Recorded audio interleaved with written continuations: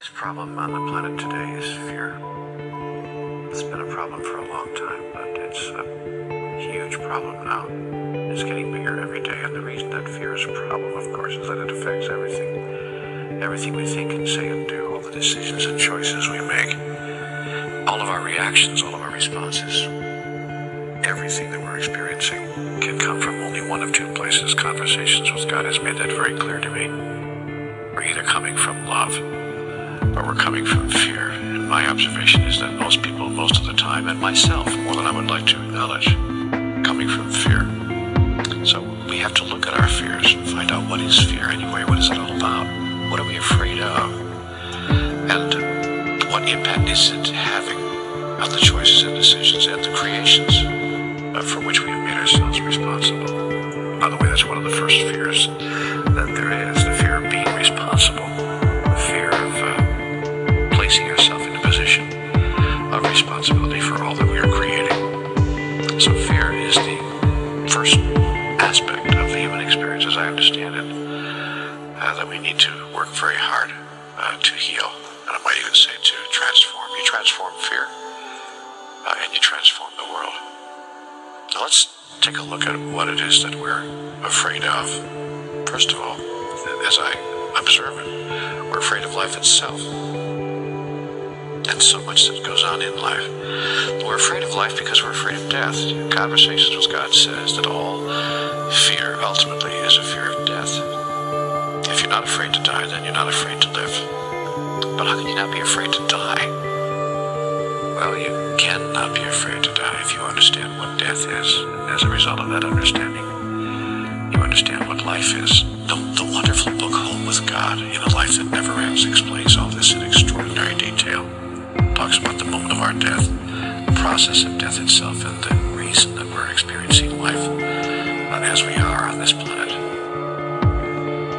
I would suggest that anybody who wants to know more about this particular subject, take a good look at that book. It's very difficult after reading that text to be afraid at any deep level of dying. And when that fear goes away, as I said, then fear of life disappears as well. We're afraid of nothing and no one because, and there's a very good reason why. See, all fear is based on the idea that we need something. That's what fear is, really. You want to know what fear is defined? The definition of fear is the thought that we are not going to be able to have something we think we need. It's as simple as that. The person who doesn't need anything has no fear of anything. When I don't need anything from you, I don't fear you. When I don't even need my own life, in a sense, when I don't think that I need this particular version of life in this particular physical form, that creates true fearlessness, and most spiritual masters reside in that place, a place of utter fearlessness. So when I begin to look at my own fears and begin to feel them, and when I have an idea that my fears are starting to, how do I say this, overcome me, overpower me, almost paralyze me, because all of us have been paralyzed by fear at one time or another. Some of us more often than we'd like to admit. When I get into that place, I take a close look at, what do I think I need? What is it that I think that I need here? Because that's what it is. Fear is need announced.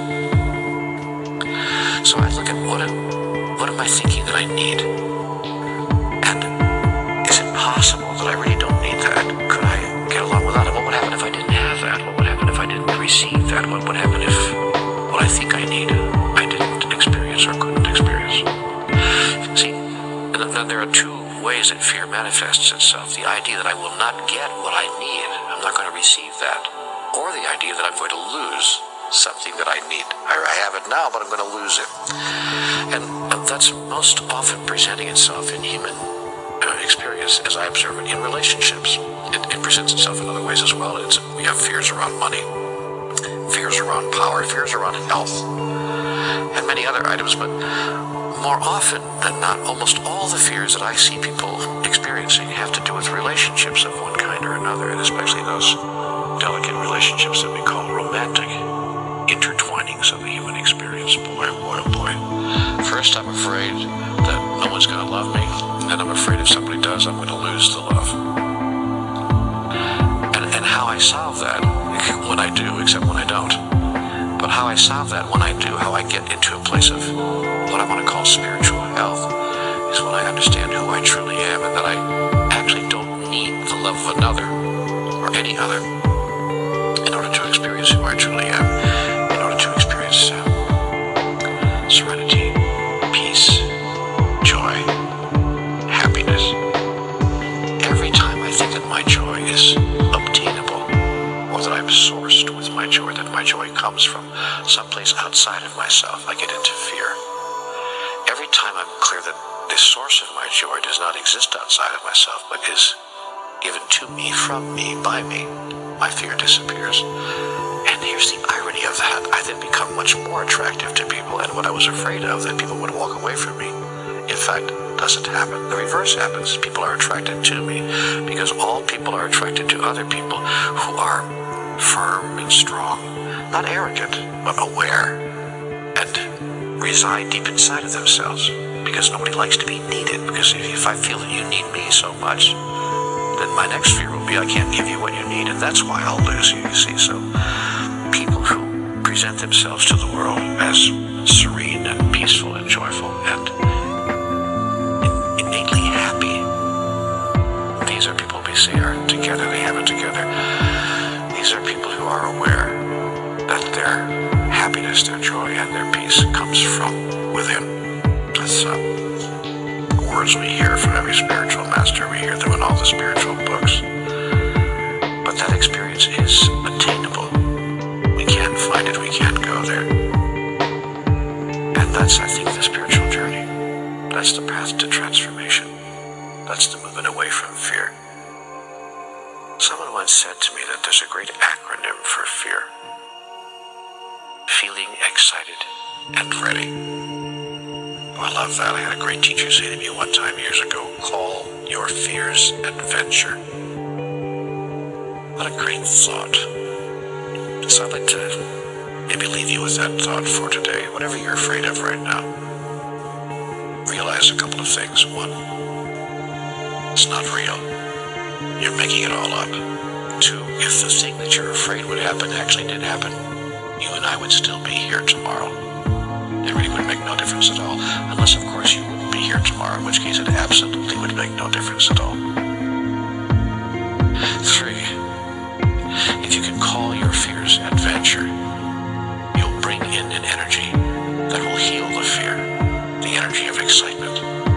The energy of being inspired by life itself.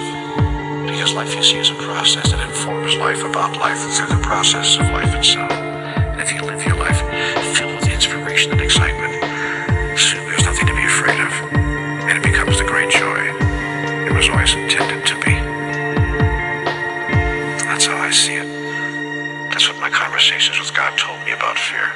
I could be wrong, of course, about all of this. But I don't think so.